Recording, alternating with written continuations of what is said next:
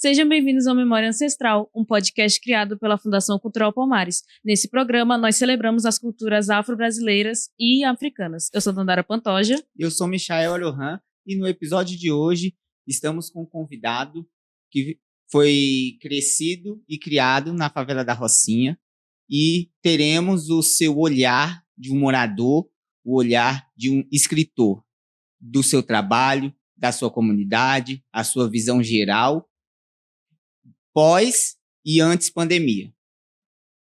E eu sou Nayara Avelino, e hoje vamos apresentar aqui o Edu Carvalho, ele que é jornalista, escritor e apresentador. E aí, Seja eu vou começar Estou logo... nervoso. E aí eu vou começar piorando.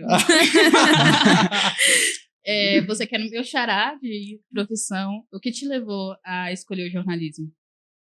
Nossa, primeiro, eu estou muito honrado de estar aqui com vocês nessa conversa, participando do Memória, e dentro da Fundação Palmares, né, nessa nova sede. Então, ainda tudo com cheirinho de novo, né? Então, tá gostoso.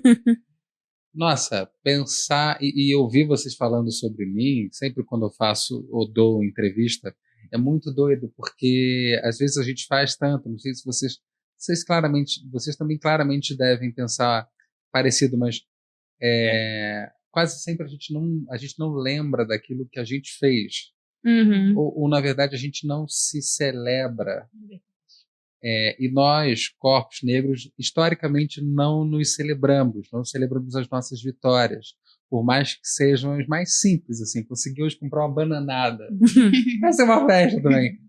Mas quando eu escuto, assim, jornalistas, aí eu lembro, passa um fio, assim, um jato na cabeça do que me fez entrar na profissão.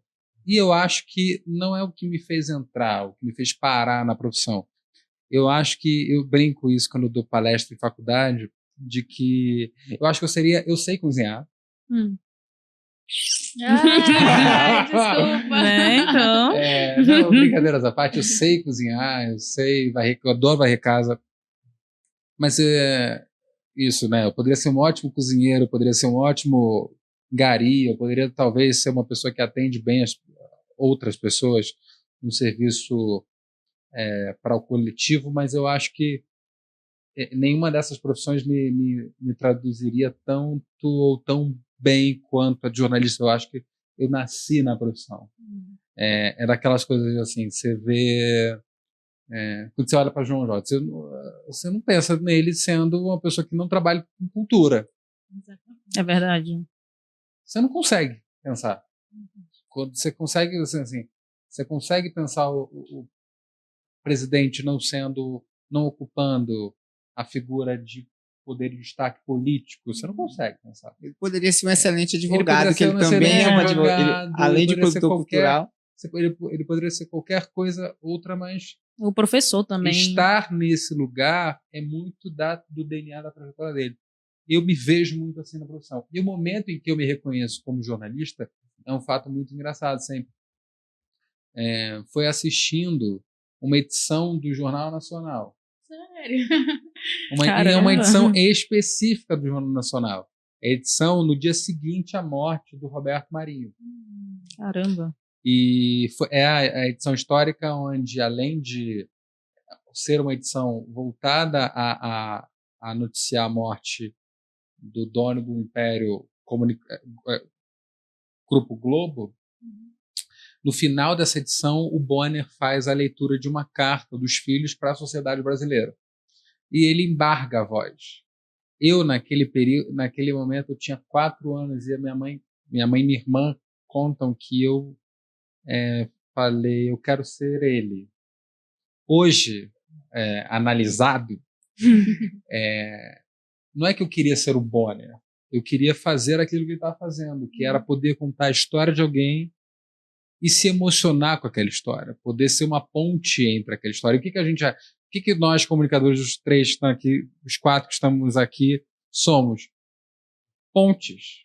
Eu brinco que eu sou um pontífice, eu não preciso ser o Papa, mas eu sou um pontífice entre as histórias. Uhum. Então, a partir disso começa a minha trajetória. Quer dizer, a partir disso, do meu momento onde eu me descubro jornalista, mas a atividade profissional, a atividade em si só começa aos 12.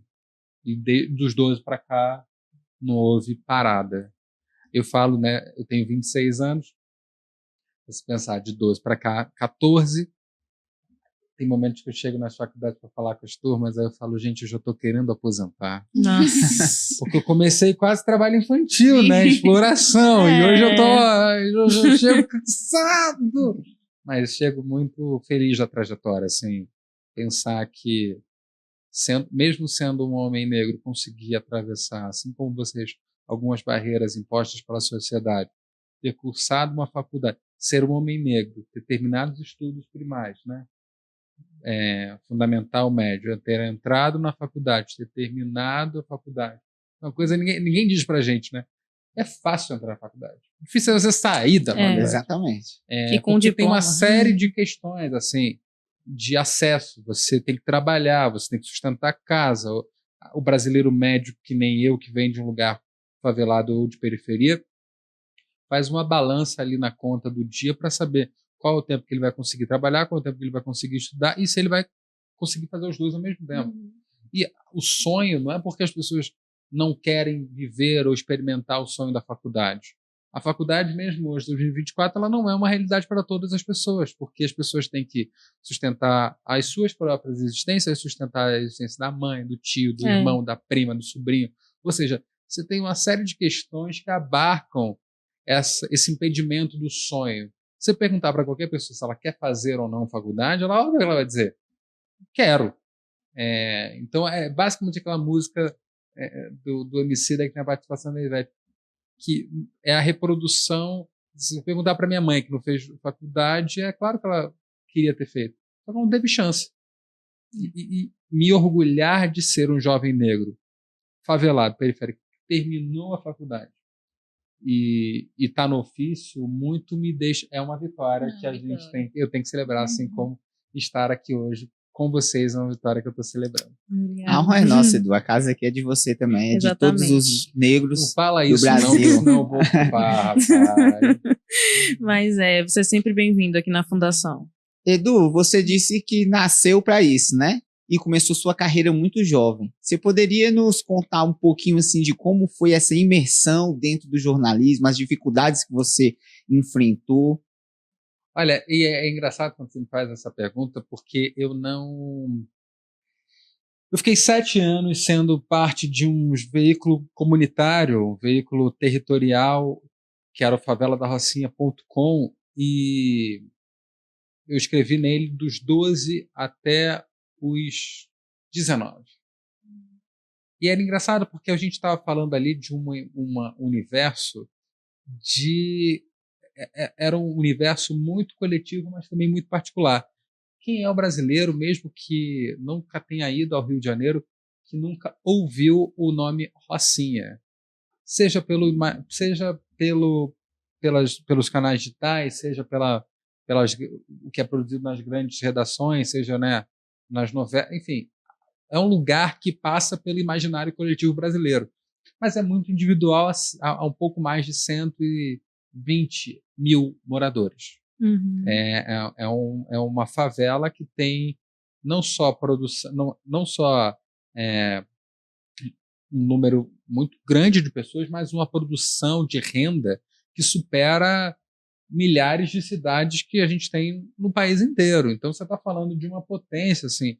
E eu sempre falei, a Rocinha basicamente ela foi feita pelas mãos do Criador, porque ela está incrustada num morro, entre os morros, mas sobretudo ela está incrustada numa região que dita o que acontece no Rio de Janeiro, mas sobretudo no Brasil. A Rocinha é uma favela da zona sul do Rio de Janeiro. E por isso uma favela também muito cara. O custo de vida na Rocinha é alto. Porque você está entre São Conrado, Jardim Botânico, Copacabana, Ipanema, isso quebra Leblon. Completamente, né, a visão que a gente tem Isso quebra sobre... a visão, porque assim, as pessoas, o custo de vida na Rocinha é alto. E sobretudo porque teve processos também muito fortes com o programa de aceleração do crescimento PAC, qualquer que seja a melhoria que fosse feita para a Zona Sul também mexeria com a Rocinha. Então começa a trajetória falando desse universo, assim, da falta de luz, da falta de água, eu cobri desfile de cães e gatos. Caramba. Que engraçado. Foi divertido? Muito, imagina, assim, escrever uma matéria na manhã desse domingo. O cachorro da Dona Maria desfilou vestido. Nossa, assim, véio, eu comecei doido. fazendo. E aí tem uma dimensão muito interessante, porque que é uma coisa que a gente fala dentro da academia e também fora dela. Jornalismo comunitário é jornalismo, ponto. Porque o que é o jornalismo se não levar informação, levar serviço, né? É verdade. E ali numa coisa muito mais próxima, porque e aí tem as diferenças, né, do jornalista que não mora ali do jornalista que mora ali. Eu sempre fiz essa correlação.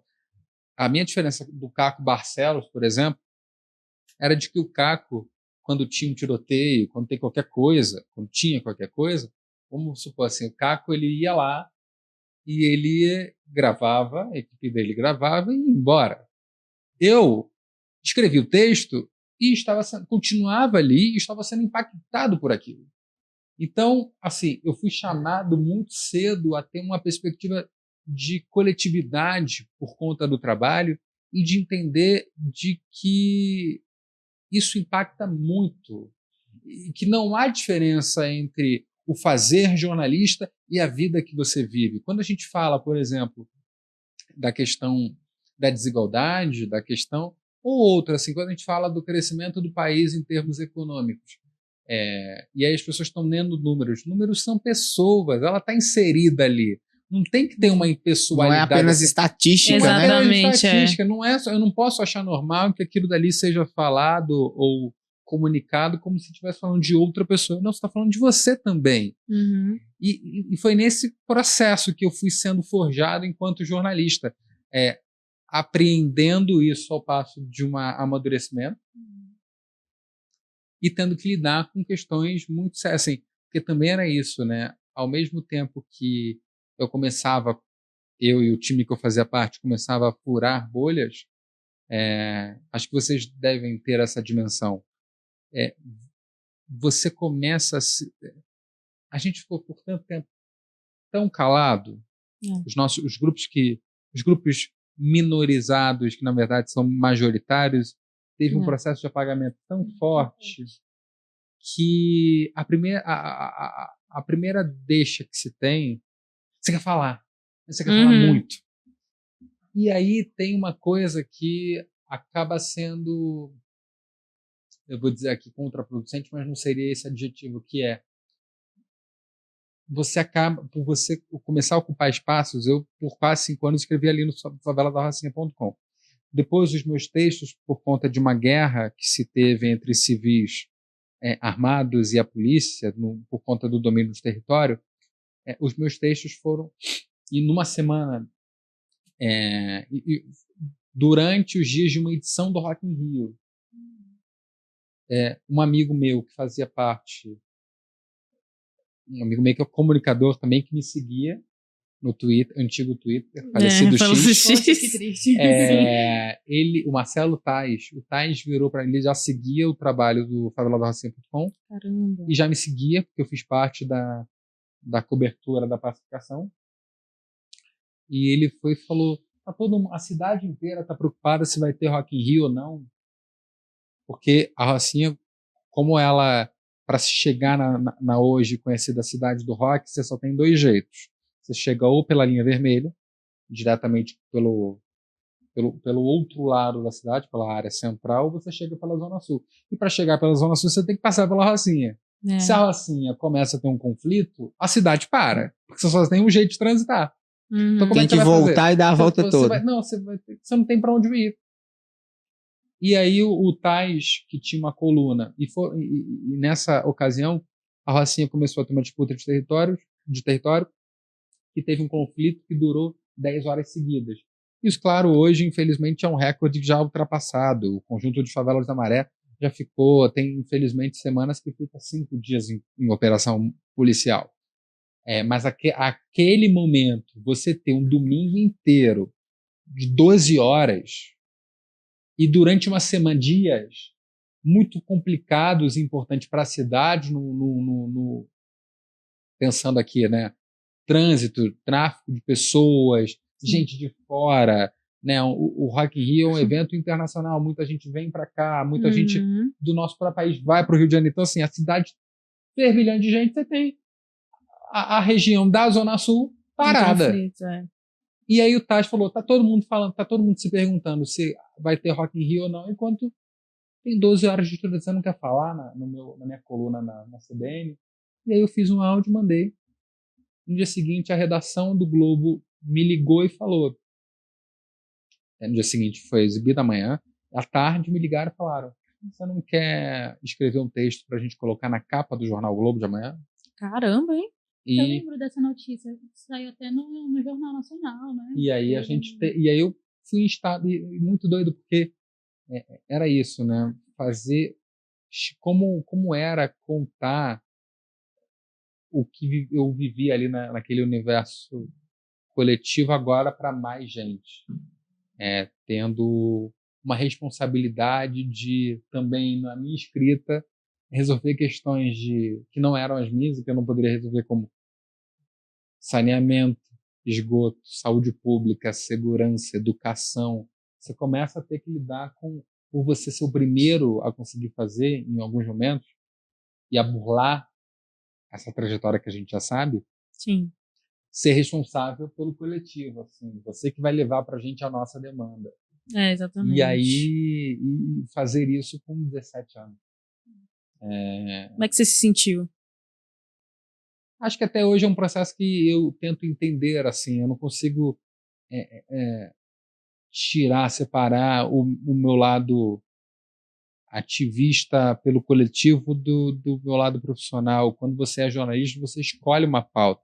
Você assemelha uma pauta. Quando você diz que você gosta mais de economia, você, de certa maneira, é uma ativista para a economia. Quando você diz que você gosta mais de matérias ligadas a meio ambiente ou a questões climáticas, você vai ter muito facilmente uma questão. Você vai ter um match muito mais fácil com esse assunto. Com esse assunto.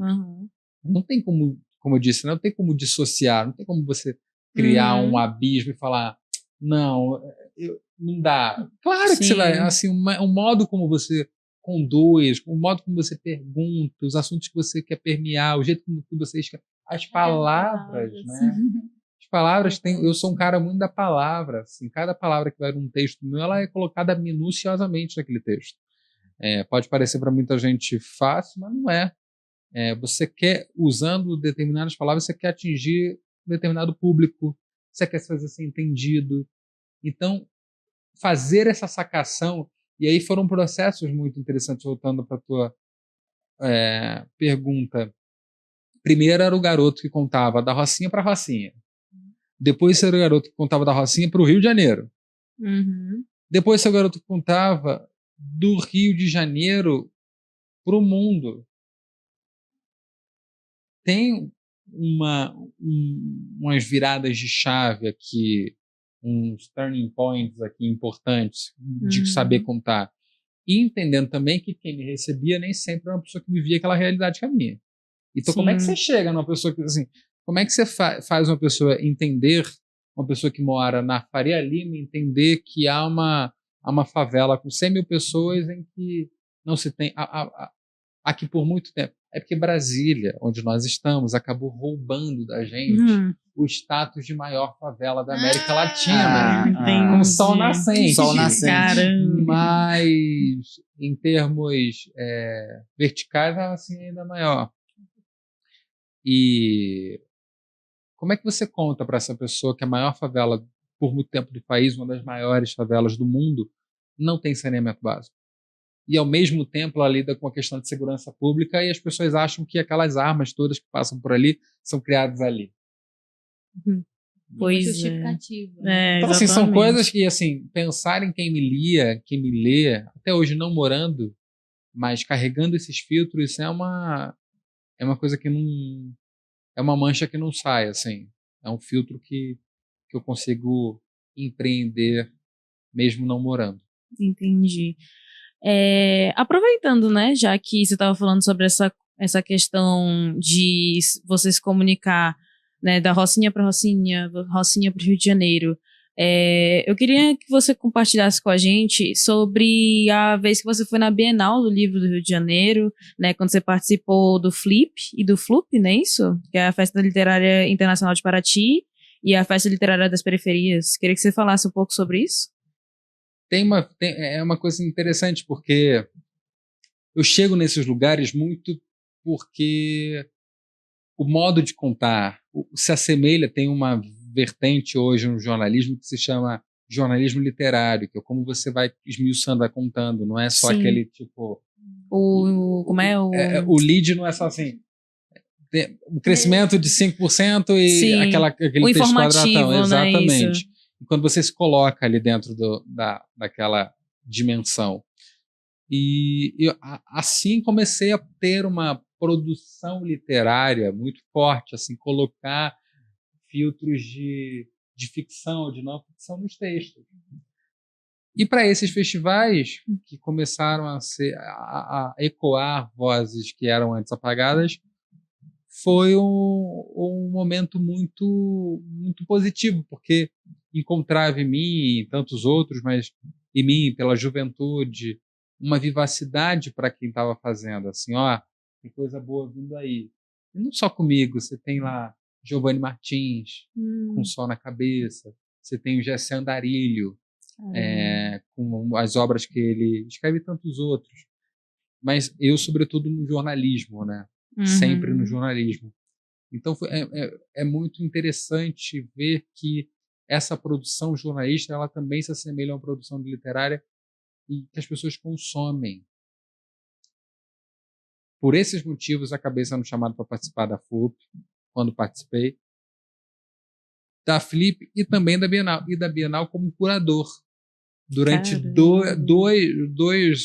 duas edições, Muito fazendo bom. parte da curadoria da Bienal e também ajudando a construir. Imagina, você é uma das bienais mais conhecidas do mundo, internacional, e poder levar aí, fazendo parte desse ecossistema, levar pessoas, assim. Eu lembro que a primeira Bienal que eu fui convidado e a primeira Bienal que eu fui curador, eu fiz uma mesa do Caco Barcelos, éramos eu, Caco, Renê Silva, Érica Hilton. Ai, que top! Que tinha sido recém-eleito em São Paulo. Meu Deus.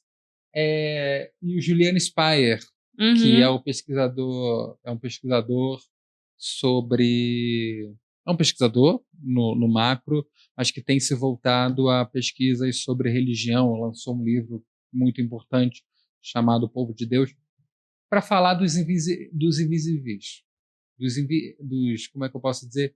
Invisibilizados. Isso. Cada um ali correspondendo e como o Caco ali para dar essa dimensão de como o jornalismo consegue contar. Caramba, que top essa Então, reunião. Legal, porque fazer hoje parte, ser hoje esse jornalista como foi apresentado, atuante há muito tempo, me credencia, de certa maneira, a também ter um poder de barganha, assim.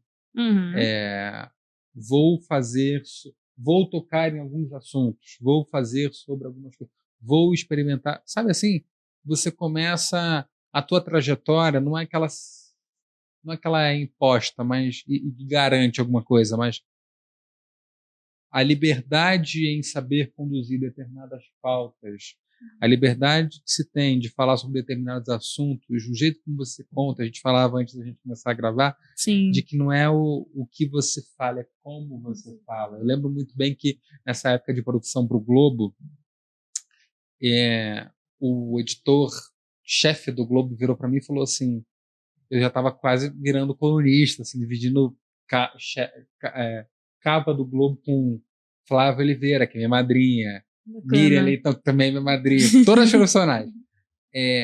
Gabeira, Merval Pereira, e aí o editor-chefe do Globo virou para mim e falou: você não tem medo, você ainda morando na Rocinha, se escrever sobre sobre tensão e tal. E uma semana antes, eu estava descendo a favela e eu passei por um ponto de compra, um ponto de venda de drogas. E aí fizeram o seguinte comentário: tu não é o jornalista? Eu falei, sou. Não, o chefe leu o teu último texto. Tá mandando bem.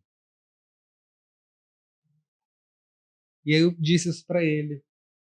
Falei, porque, exemplo, eu morando ali, na verdade, quando se tinha um tiroteio na Rocinha, o jornalismo que a gente já conhece, tradicional, ele já vai falar quantas pessoas morreram, quantos policiais foram atingidos, quantos, né? Vai falar. Eu quero falar, por exemplo, do que eu vivi, assim. Teve uma vez, eu lembro muito bem que um texto que eu fiz para o Globo, a Rocinha já estava em conflito durante, sei lá, um mês e meio. E há um mês e meio, minha sobrinha, que morava comigo, que eu criei, não conseguia ir para a escola. O texto começa com ela me dizendo quando é que o meu uniforme vai sair do varal. Nossa. E eu começo a fazer, tipo, tenho vivenciado isso do lado de quem tem vivido com uma criança que está se perguntando quando é que ela vai para a escola. É assim que saber contar, né? Saber como contar, ter essa sensibilidade ao contar para justamente conseguir chegar nas outras pessoas. É isso mesmo. Edu, em 2019 você recebeu um prêmio. Me conta aí, como é que foi receber esse prêmio? Foi um momento de nervoso para mim, porque eu tinha 21 anos, assim. O Vladimir Herzog é hoje o prêmio mais importante para a cadeia jornalística. Um prêmio ligado, sobretudo, a direitos humanos. E essa matéria ela foi muito importante porque ela falava justamente de pessoas que eu sempre escrevi, que eram as pessoas que não tinham direitos. Uma matéria calcada em números do IBGE. O Projeto Colabora, que é um site que existe há quase 10 anos, na verdade há 10 anos, reunindo diversos repórteres do Brasil inteiro, um site que tem por si só uma vontade coletiva, colaboradora muito forte. E nós fizemos essa matéria com base nos dados do IBGE, que apontava para o ano de 2019 5 eixos de faltas. Falta a educação, informação, saneamento, falta... Eu sempre esqueço os outros dois. Mas eram 5 eixos que a gente não poderia... Eram 5 eixos de falta de acesso que as pessoas não poderiam... Se você fosse falar sobre a educação, você também não poderia ter a falta dos outros direitos. Você tinha que ser um direito... Tinha que ter a falta de um direito em exclusivo. Uhum. E eu fiquei com a educação, que é um tema que me move há bastante tempo. Eu fiquei com a educação e contei a vida de um senhor que aos 90 anos seguia analfabeto.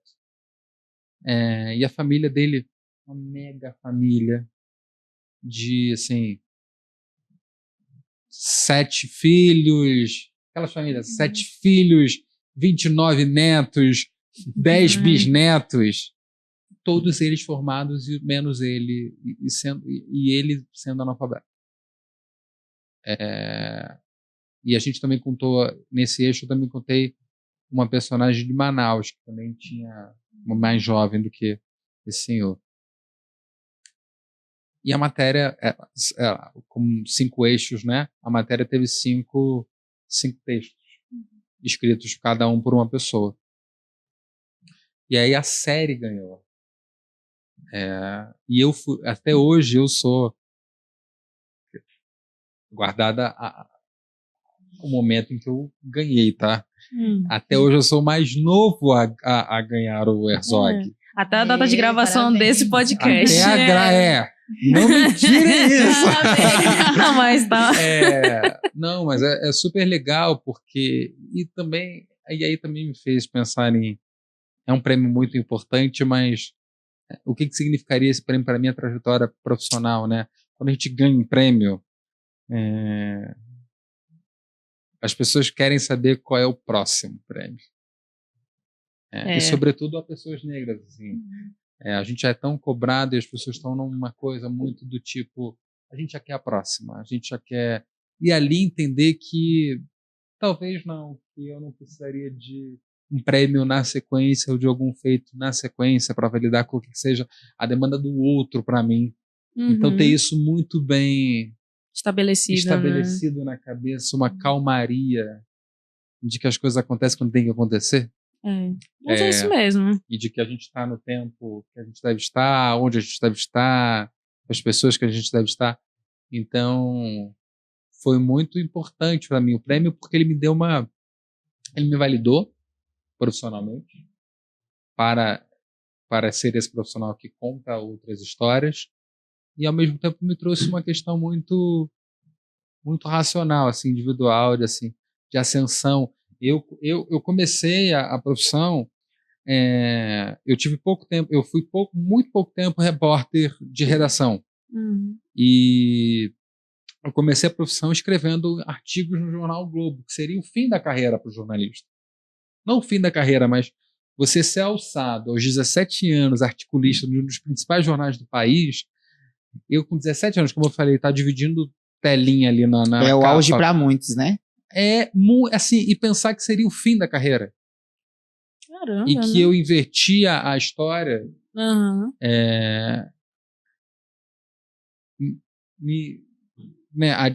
Eu já tinha, eu acho que na minha vida profissional, a pessoal também, eu já adiantei tanta coisa que para essas demandas do sonho, eu hoje também vejo e acredito que eles devam acontecer no momento que tem que acontecer, com aquele tempo que os ancestrais nos permite acontecer, abençoado no tempo certo, para que as coisas aconteçam da melhor forma possível e que eu não, de certa maneira, ou quem está comigo, realmente sinta. É importante eu falar isso numa mesa que tenha 4 em total comunicadores negros, para que a gente também possa usufruir dessa vitória, né? Exatamente. Que a gente possa saudar e celebrar essa vitória que é individual, mas sobretudo ela faz parte de um coletivo, né? Então, viver esse momento e que eu possa celebrar esse momento, não que seja algo que simplesmente eu preencha uma demanda do outro, assim. Quando, daqui a pouco a gente vai falar mais dele, mas quando eu lancei o Na Curva, já faz 4 anos, eu estou ensaiando escrever um novo livro. Está saindo. Mas vai sair quando tiver que sair. Se tiver que sair, vai sair quando tiver que sair. Porque logo na sequência as pessoas logo perguntaram assim, quando é que vai ser o próximo? Eu falei, não estou muito pensando nisso. Assim. Quero primeiro esgotar, celebrar isso aqui, esse primeiro feito que é tão importante, para depois a gente dar o próximo passo. Edu, você falou uma coisa muito importante, principalmente no tempo que a gente vive hoje, do agora, do imediatismo, né? Sabe? E falar isso, você sendo comunicador e ainda uma pessoa negra, ajuda muito as futuras gerações a entender que não, que você tem que respirar, que você tem que compreender o momento e que você tem que relaxar.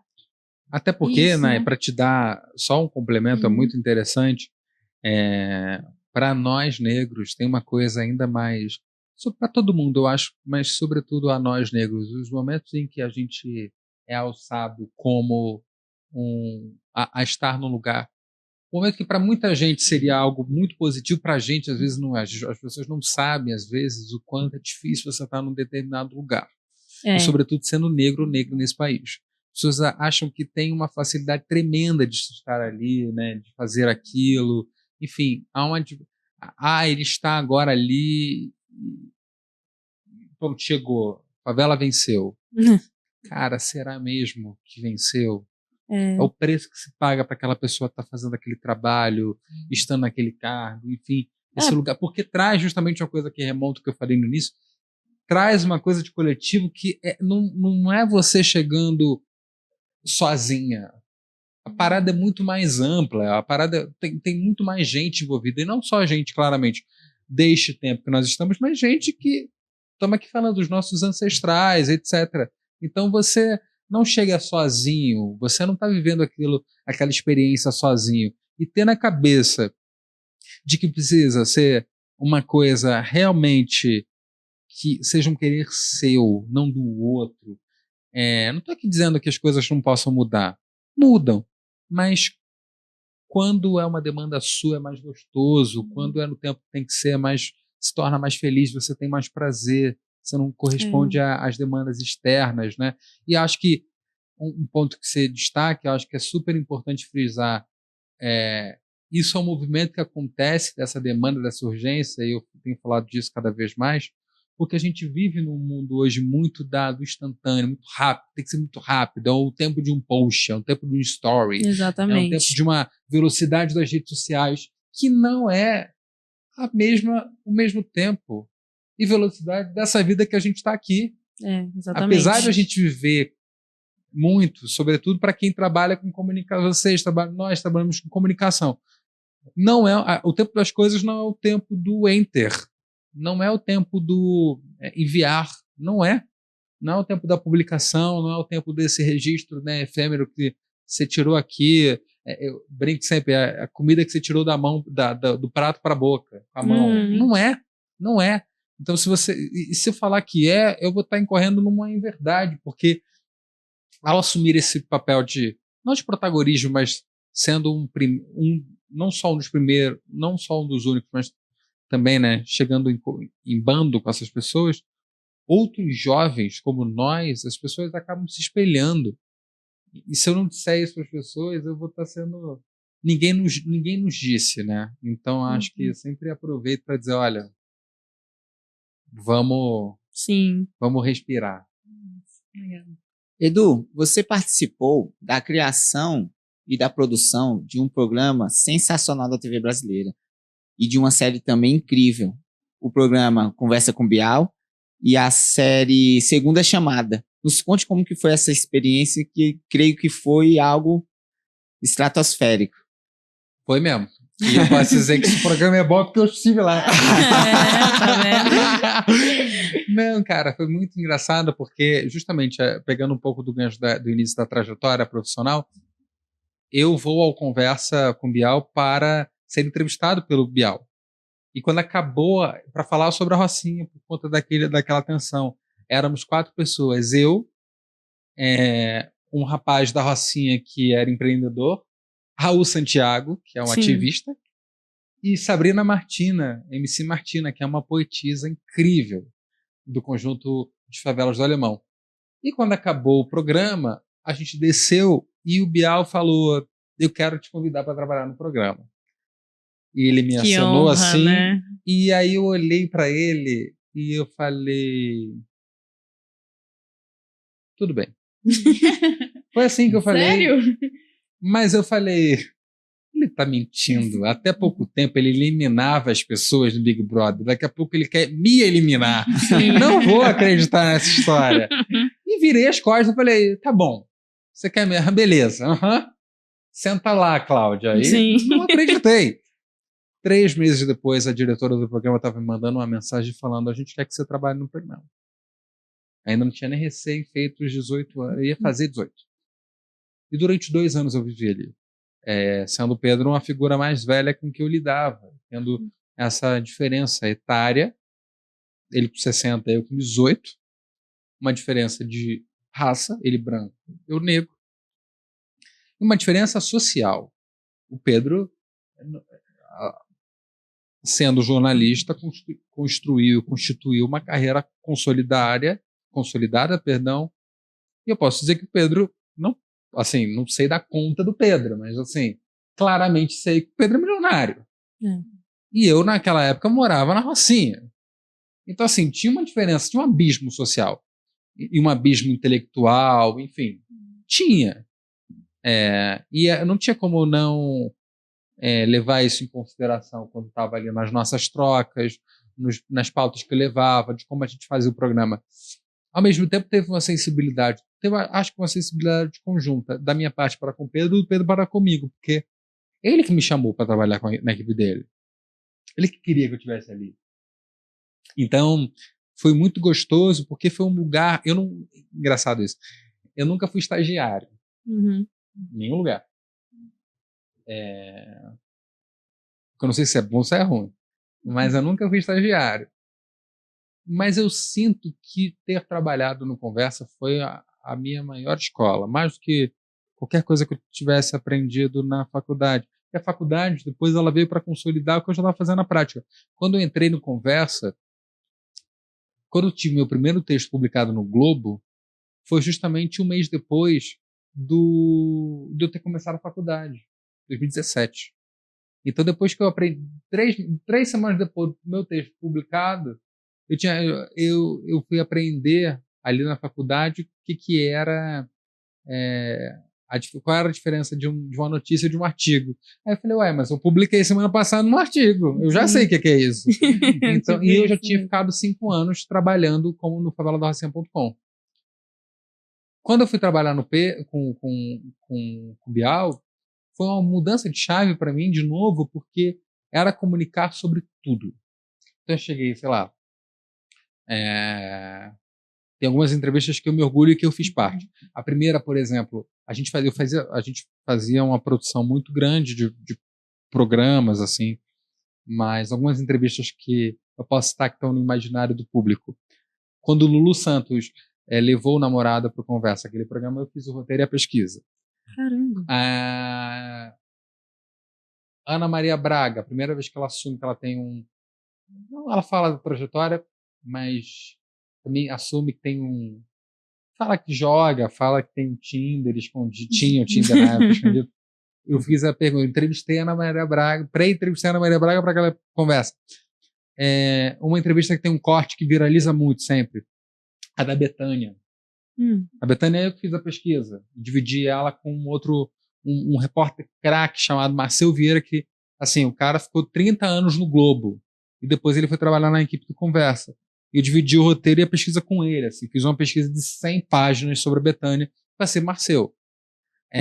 Então, assim, tem momento, e era falar, eu juro, assim, era falar de tudo. Uma vez eu fiz um programa do Jota Quest, e assim, era ter a possibilidade de ver assuntos, assim, essa semana eu estava com a Ana Maria Braga, a semana que vem eu estava com Regina Duarte, na próxima semana eu estava com Latino, a semana que vem eu estava com o Harari. Ter essa possibilidade de ouvir, e assim, o tempo do Conversa é um outro tempo que não é um tempo que, infelizmente, a gente não tem mais nas gerações. Para cada programa ali, dependendo pela frente de trabalho, você fica de 3.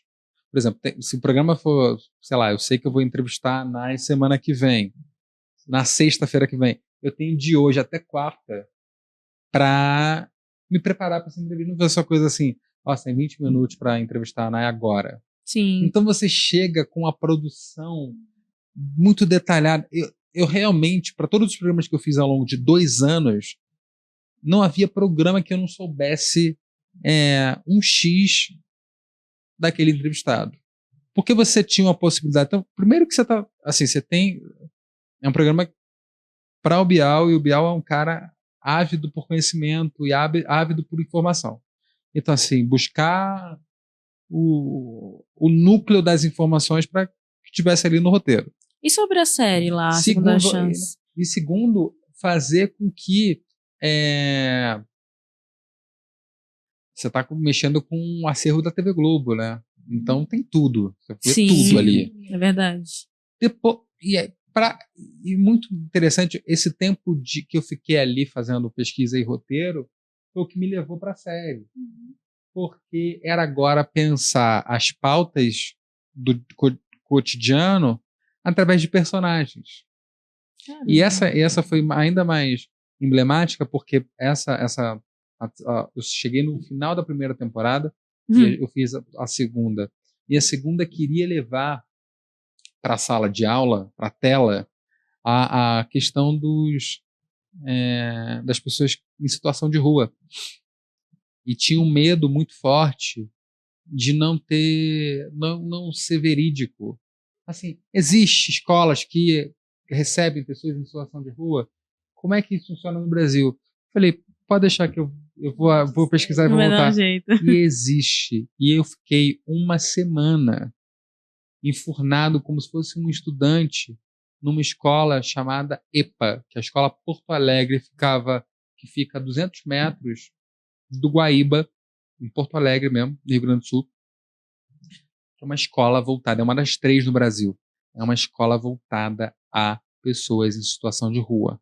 É uma escola que ela funciona muito com base na vida das pessoas que, infelizmente, residem nas ruas.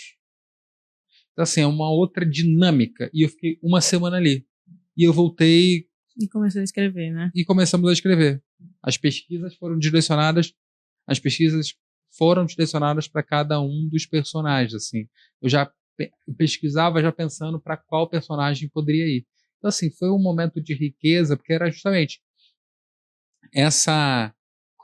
era colocar, às vezes, era ter a liberdade de colocar na boca de um personagem algo que a gente não conseguiria fazer se fosse efetivamente jornalismo, era você criar outras possibilidades, né, outras nuances para aquela história. Uhum. Isso foi muito bom. E eu acho que isso me ajudou tanto para o lado do jornalismo, mas também para o lado da dramaturgia. Sim. De poder contar as histórias, assim, como é que se conta através de um personagem algo que é extrair da realidade e poder criar. Isso foi muito delicioso. Que bom. Edu, para você, qual conselho você daria para uma pessoa que está se formando em jornalismo, que quer se formar em jornalismo, uma pessoa que quer ser escritora, que está nessa carreira de escritor? Qual conselho você daria? Não existe coincidência. Forte. Esse é um ponto. E o segundo,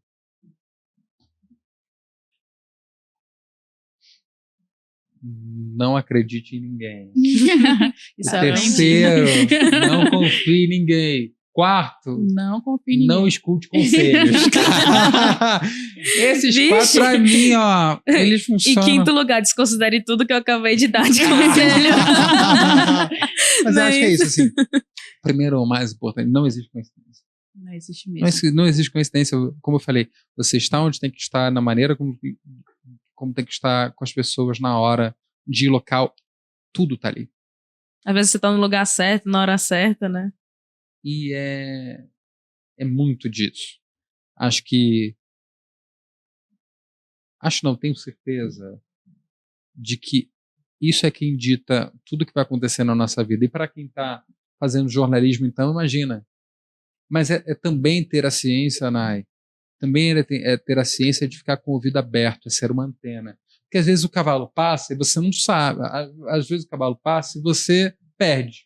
Porque você não teve a visão de dizer: isso aqui é um cavalo branco, premiado. Sim. Ter essa estar num estágio de atenção total e restrita, nossa, isso facilita muito, porque assim, te faz ampliar os teus conceitos, assim.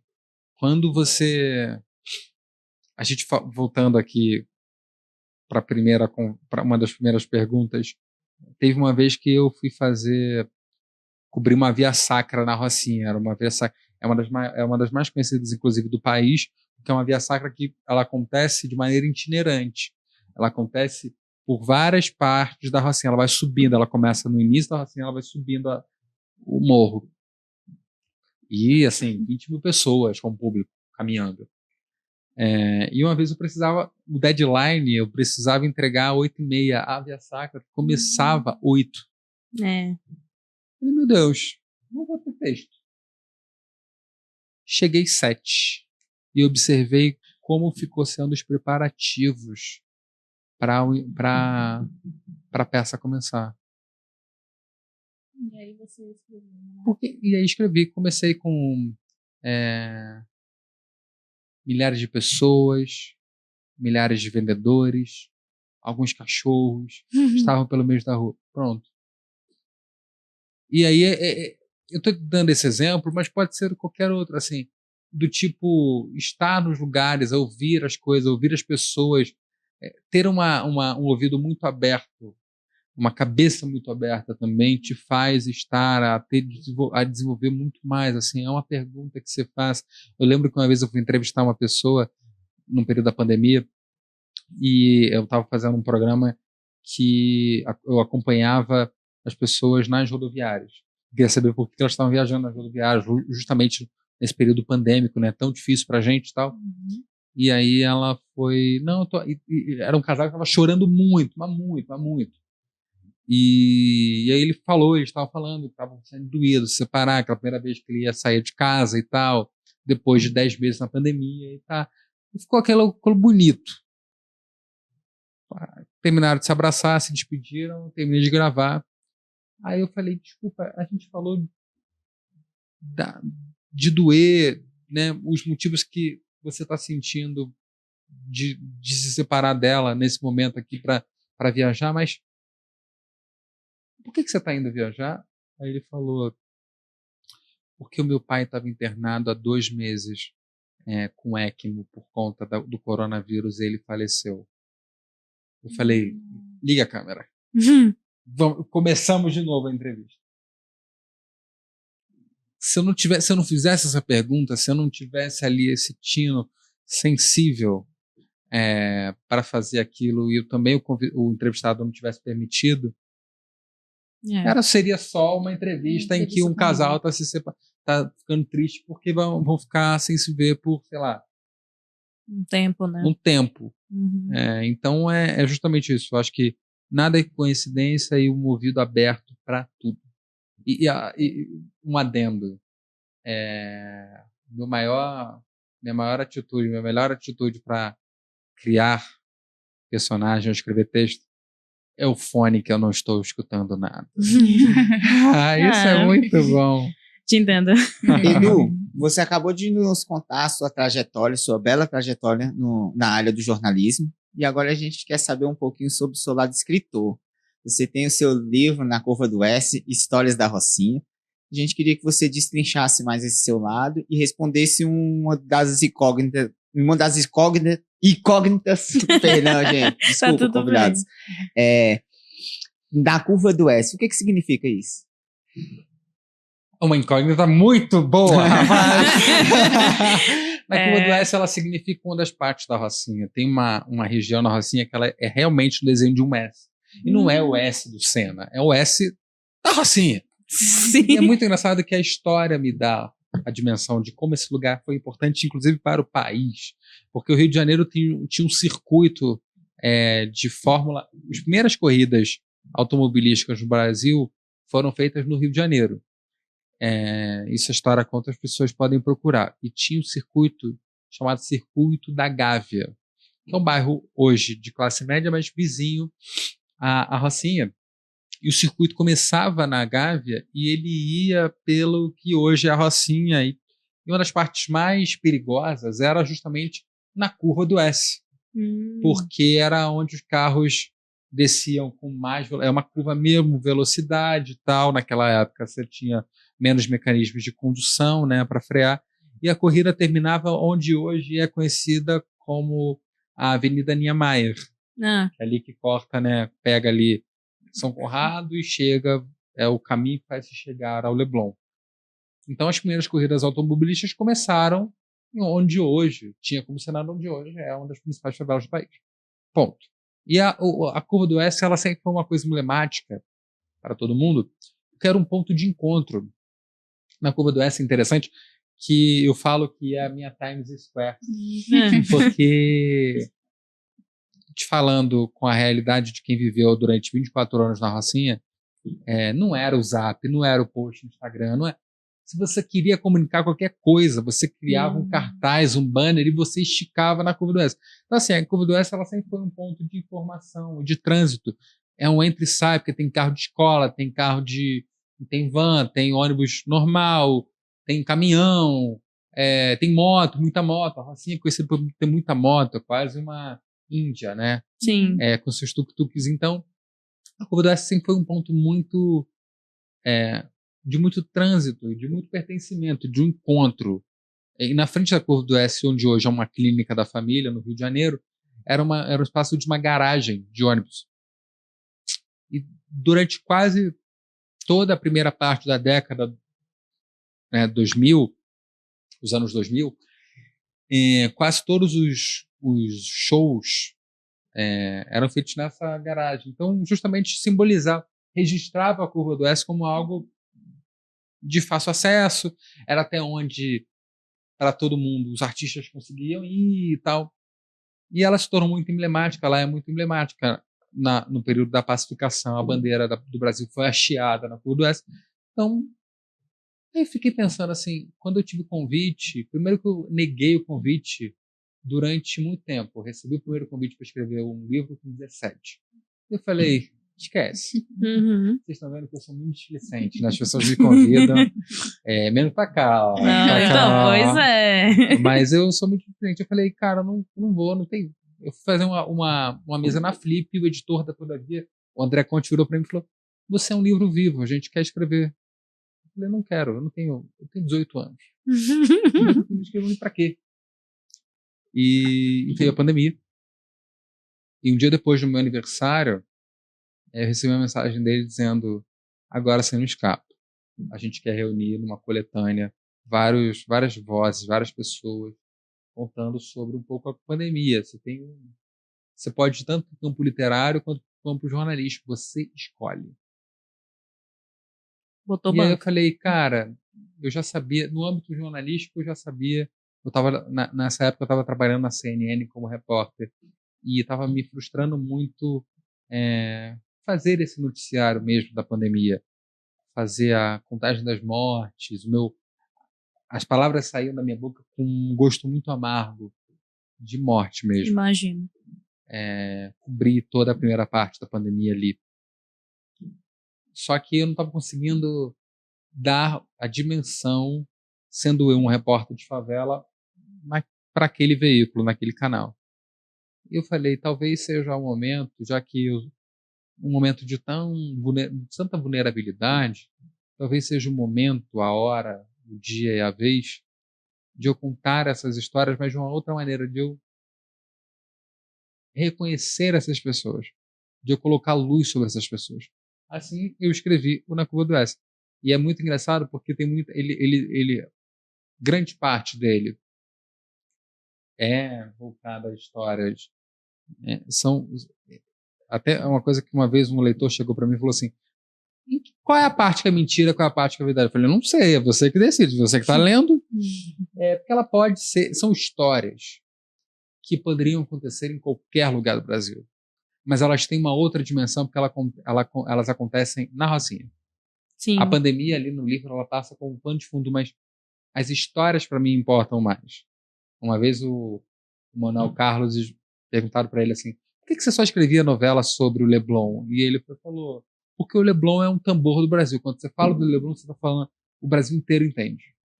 Quando eu falo da Rocinha, é aquela velha história, né? Primeiro fala de sua aldeia, de sua comunidade, para depois falar com o mundo.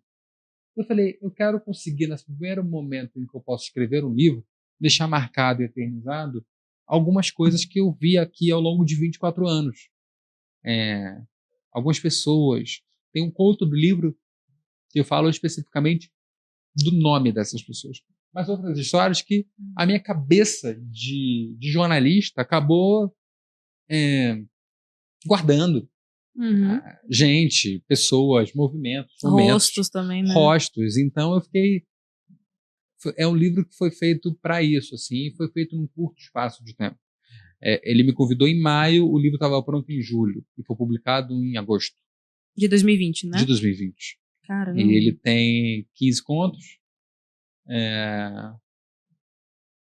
que mostram um pouco desse cotidiano em meio a uma pandemia, mas, sobretudo, ele se finca na valorização dessas histórias.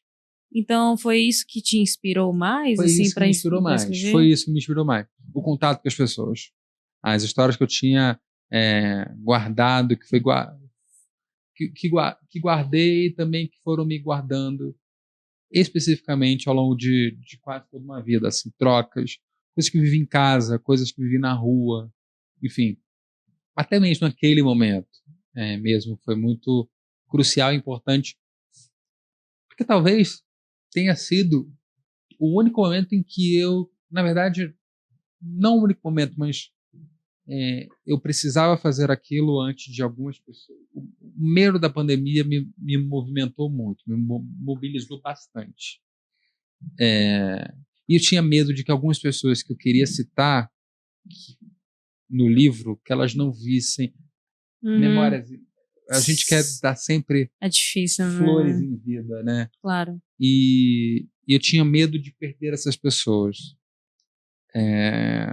Então eu falei, não, eu preciso agora, não vou fazer nada jornalístico, não vou fazer nada, não vou fazer um romance, a história vai ser em não ficção, eu vou conseguir coadunar coisas que eu vivi, que estão acontecendo, e coisas também que eu posso colocar nesse tempo agora, utilizando da minha memória. Eu acho que deu certo. Eu acredito também que sim. O que você aprendeu por meio dessa vivência que você teve e que você, hoje, para você carrega para sempre na sua vida? Porque você viveu muitas coisas, você viu muitas coisas aqui. Mas eu acho que o olhar humano, assim, eu falo muito sempre disso, assim, a questão dos filtros que eu carrego até hoje, assim, uma pessoa uma vez falou, num momento estava muito em voga, escrevendo muito sobre o Rio de Janeiro, eu falei, não estou aguentando mais, eu quero sair da Rocinha. Não estou aguentando. Minha sobrinha filha estava bem complicada, assim, minha sobrinha filha estava meses sem estudar, minha mãe também estava ali e tal. E aí eu escutei dessa pessoa assim, você não pode sair da Rocinha, porque se você sair da Rocinha, você não vai ter o que escrever. Você não vai ter o que falar com as pessoas. E eu guardei isso para mim depois de muito tempo que eu pude não só registrar, mas também colocar um verbo na análise. Os filtros que eu aprendi ali, o modo como eu vejo o mundo, eu sempre brinco, né? Eu uso essa metáfora. Quando eu escrevo um texto, tem uma parte na Rocinha chamada Laborieux.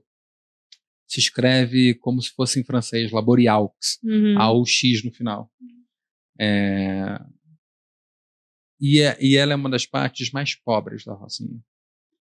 E dela dá para ver o Rio de Janeiro inteiro. Você pega toda a Zona Sul. Eu consigo ver Jardim Botânico, Leblon, Ipanema, Lagoa, Botafogo. Eu consigo ver até já Niterói. Desse ponto. E ver o Cristo. É lindo, é lindo, é lindo, é lindo, lindo, lindo. E logo embaixo, assim, da Rocinha, daquele ponto, que é o ponto mais alto virado para a Zona Sul, que o outro é virado já para São Conrado, Zona Oeste, e o que é o caminho para a Zona Oeste, tem já os bairros, é isso, né? É a primeira vez que esse bairro, essa favela, que é vista sempre de cima para baixo, está vendo de baixo para cima, né? Exatamente. Então, e ele enxerga a Rocinha por cima, enxerga o Rio de Janeiro por cima, e é quase uma pergunta assim, por que o que acontece ali não acontece aqui também?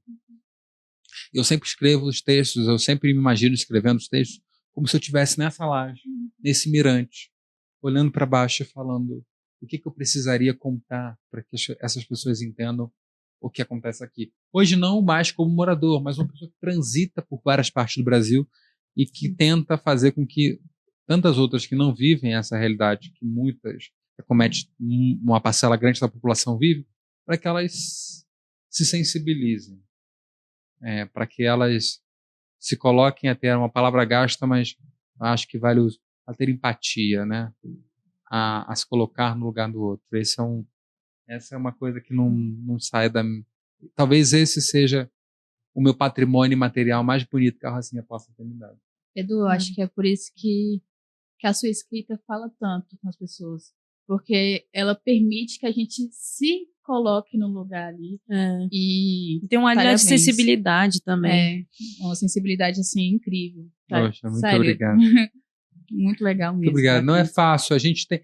E eu acho que é bom reafirmar nesse papo assim, nosso aqui, não é fácil a gente olhar, sobretudo nós, pessoas pretas que estamos aqui nesse lugar de comunicação, não é fácil enxergarmos com sensibilidades esses atravessamentos que tanto nos violentam, né?